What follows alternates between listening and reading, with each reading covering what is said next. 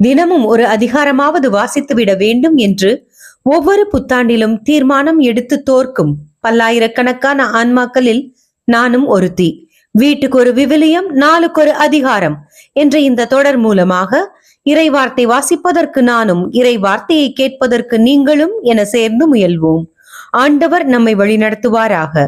இதே எங்கள் யூடியூப் சேனலில் A Chapter a Day தொடர் மூலமாக ஆங்கிலத்தில் விவிலிய வாசிப்பு ஒளிபரப்பப்படுகிறது. இம்முயற்சி பள்ளி கல்லூரிகளில் ஆங்கில வழி பயிலும் நம் குழந்தைகளுக்காக. விருப்பமுள்ளவர்கள் பயன்படுத்திக் கொள்ளுங்கள். தமிழ் மற்றும் ஆங்கிலத்தில் விவிலிய வாசிப்பை கேட்க லூர்து மஹல் என்ற எங்கள் ஸ்பாட்டிஃபை சேனலை பின்தொடருங்கள். மத்தேயு நற்செய்தி அதிகாரம் 24. நிறைவு கால பொழிவு.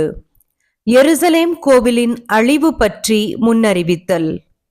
இயேசு கோவிலை விட்டு வெளியே சென்று கொண்டிருந்த போது அவருடைய சீடர்கள் கட்டடங்களை அவருக்கு காட்ட அவரை அணுகி வந்தார்கள்.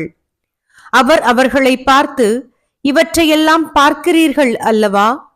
இங்கே கற்கள் ஒன்றின் மேல் ஒன்று இராதபடி எல்லாம் இடிக்கப்படும் என உறுதியாக உங்களுக்கு சொல்கிறேன் என்றார். வரப்போகும் கேடு பற்றி அறிவித்தல். ஒலிவ மலை மீது இயேசு அமர்ந்திருந்த போது சீடர்கள் அவரிடம் தனியாக வந்து, நீர் கூறியவை எப்போது நிகழும்? உமது வருகைக்கும் உலக முடிவுக்கும் அறிகுறி என்ன? எங்களுக்கு சொல்லும் என்று கேட்டார்கள். அதற்கு இயேசு கூறியது, உங்களை யாரும் நெறி தவற செய்யாதவாறு பார்த்து கொள்ளுங்கள். ஏனெனில் பலர் என் பெயரை வைத்துக் கொண்டு வந்து, நானே மெசியா என்று சொல்லி பலரை நெறி தவற செய்வர். போர் முழக்கங்களையும் போர்களை பற்றிய செய்திகளையும் கேட்கப் போகிறீர்கள். ஆனால் திடுக்கிடாதவாறு பார்த்து கொள்ளுங்கள். இவை நிகழத்தான் வேண்டும், ஆனால் இவையே முடிவாகா. நாட்டை எதிர்த்து நாடும், அரசை எதிர்த்து அரசும் எழும். பல இடங்களில் பஞ்சமும் நிலநடுக்கங்களும் ஏற்படும்.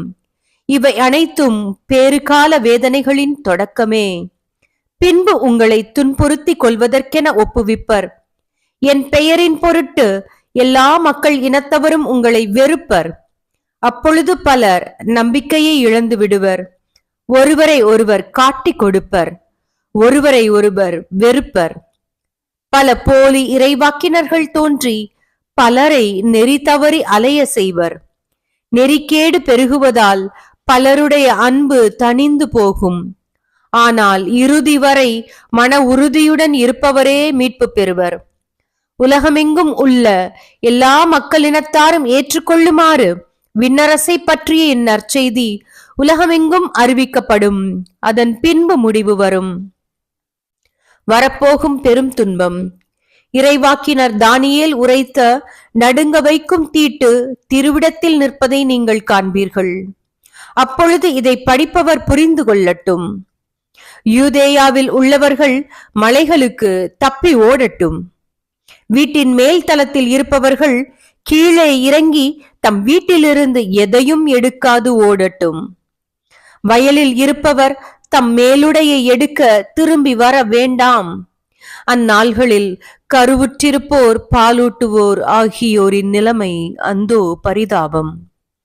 குளிர்காலத்திலோ ஓய்வு நாளிலோ நீங்கள் ஓட வேண்டிய நிலை ஏற்படாதிருக்க இறைவனிடம் வேண்டுங்கள். ஏனெனில் அப்போது பெரும் வேதனை உண்டாகும். உலக தோற்றம் முதல் இந்நாள் வரை இத்தகைய துன்பம் உண்டானதில்லை, இனிமேலும் உண்டாக போவதில்லை.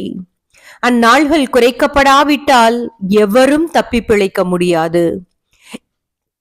எனவே தாம் தேர்ந்து கொண்டவர்களின் பொருட்டு கடவுள் அந்நாள்களை குறைப்பார்.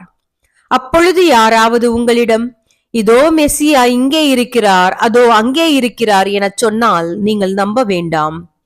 ஏனெனில் போலி மெசியாக்களும் போலி இறைவாக்கினர்களும் தோன்றி முடியுமானால் தேர்ந்தெடுக்கப்பட்டவர்களையே நெறி தவற செய்ய பெரும் அடையாளங்களையும் அரும் செயல்களையும் செய்வார்கள். இதை முன்னதாகவே நான் உங்களுக்கு சொல்லிவிட்டேன். ஆகையால் எவராவது உங்களிடம் வந்து, அதோ பாலை நிலத்தில் இருக்கிறார் என்றால் அங்கே போகாதீர்கள். இதோ உள்ளறையில் இருக்கிறார் என்றால் நம்பாதீர்கள். ஏனெனில் மின்னல் கிழக்கில் தோன்றி மேற்கு வரை ஒளிர்வது போல மானிட மகனின் வருகையும் இருக்கும். பிணம் எங்கேயோ அங்கே கழுகுகள் கூடும். மானிட மகன் வருகை. துன்ப நாள்கள் முடிந்தவுடனே கதிரவன் இருண்டுவிடும். நிலா தன் ஒளி கொடாது. விண்மீன்கள் வானத்திலிருந்து விழும். வான்வெளி கோள்கள் அதிரும். பின்பு வானத்தில் மானிட மகன் வருகையின் அறிகுறிகள் தோன்றும். அப்போது மிகுந்த வல்லமையோடும் மாட்சியோடும் மானிட மகன் வானத்தின் மேகங்களின் மீது வருவார். இதை காணும் மண்ணுலகிலுள்ள எல்லா குலத்தவரும் மாரடித்து புலம்புவர். அவர் தம் தூதரை பெரிய எக்காலத்துடன் அனுப்புவார். அவர்கள் உலகின் ஒரு கோடியிலிருந்து மறு கோடி வரை 4 திசைகளிலிருந்தும் தேர்ந்து கொள்ளப்பட்டவர்களை கூட்டி சேர்ப்பார்கள். அத்திமர உவமை. அத்தி மரத்திலிருந்து ஓர் உண்மையை கற்றுக்கொள்ளுங்கள். அதன் கிளைகள் தளிர்த்து இலைகள் தோன்றும் போது கோடைக்காலம் நெருங்கி வந்துவிட்டது என நீங்கள் அறிந்து கொள்கிறீர்கள். அவ்வாறே இவற்றையெல்லாம் நீங்கள் காணும் போது மானிட மகன் கதவை நெருங்கி வந்து விட்டார் என்பதை அறிந்து கொள்ளுங்கள். இவை அனைத்தும் நிகழும் வரை இத்தலைமுறை ஒளிந்து போகாது என உறுதியாக உங்களுக்கு சொல்கிறேன். விண்ணும் மண்ணும் ஒளிந்து போகும், ஆனால் என் வார்த்தைகள் ஒளியவே மாட்டா. மானிட மகன் வரும் நாளும் வேளையும், அந்த நாளையும் வேளையையும் பற்றி தந்தை ஒருவருக்கு தவிர வேறு எவருக்கும் தெரியாது. விண்ணக தூதருக்கோ மகனுக்கோ கூட தெரியாது. நோவாவின் காலத்தில் இருந்தது போலவே மானிட மகன் வருகையின் போதும் இருக்கும். வெள்ளப்பெருக்குக்கு முந்திய காலத்தில் நோவா பேழைக்குள் சென்ற நாள் வரை எல்லோரும் திருமணம் செய்து கொண்டும் உண்டும் குடித்தும் வந்தார்கள். வெள்ளப்பெருக்கு வந்து அனைவரையும் அடித்து செல்லும் வரை அவர்கள் எதையும் அறியாதிருந்தார்கள். அப்படியே மானிட மகன் வருகையின் போதும் இருக்கும். இருவர் வயலில் இருப்பர், ஒருவர் எடுத்துக் கொள்ளப்படுவார், மற்றவர் விட்டுவிடப்படுவார். இருவர் திரிகையில் மாவரைத்துக் கொண்டிருப்பர், ஒருவர் எடுத்துக் கொள்ளப்படுவார், மற்றவர் விட்டுவிடப்படுவார். விழிப்பாயிருங்கள், ஏனெனில் உங்கள் ஆண்டவர் எந்த நாளில் வருவார் என உங்களுக்கு தெரியாது. இரவில் எந்த காவல் வேளையில் திருடன் வருவான் என்று வீட்டு உரிமையாளருக்கு தெரிந்திருந்தால் அவர் விழித்திருந்து தம் வீட்டில் கன்னமிட விட மாட்டார் என்பதை அறிவீர்கள். எனவே நீங்களும் ஆயத்தமாயிருங்கள், ஏனெனில் நீங்கள் நினையாத நேரத்தில் மானிட மகன் வருவார். நம்பிக்கைக்குரிய பணியாளர். தம் வீட்டு வேலையாள்களுக்கு வேளா வேளை உணவு பரிமாற தலைவர் அமர்த்தியிருந்த நம்பிக்கைக்கு உரியவரும் அறிவாளியுமான பணியாளர் யார்? தலைவர் வந்து பார்க்கும்போது தம் பணியை செய்து கொண்டிருப்பவரே அப்பணியாளர். அவர் பேறு பெற்றவர். அவரை தம் உடைமைகளுக்கெல்லாம் அதிகாரியாக அவர் அமர்த்துவார் என உறுதியாக உங்களுக்கு சொல்கிறேன். அப்பணியாள் பொல்லாதவனாயிருந்தால் தன் தலைவர் வர காலம் தாழ்த்துவார் என தன் உள்ளத்தில் சொல்லிக்கொண்டு தன் உடன் பணியாளர்களை அடிக்கவும் குடிகாரருடன் உண்ணவும் குடிக்கவும் தொடங்குவான். அப்பணியாள் எதிர்பாராத நாளில் அறியாத நேரத்தில் அவனுடைய தலைவர் வருவார். அவர் அவனை கண்டந்துண்டமாய் வெட்டி வெளி வேடக்காரருக்குரிய இடத்திற்கு தள்ளுவார். அங்கே அழுகையும் அங்கலாய்ப்பும் இருக்கும்.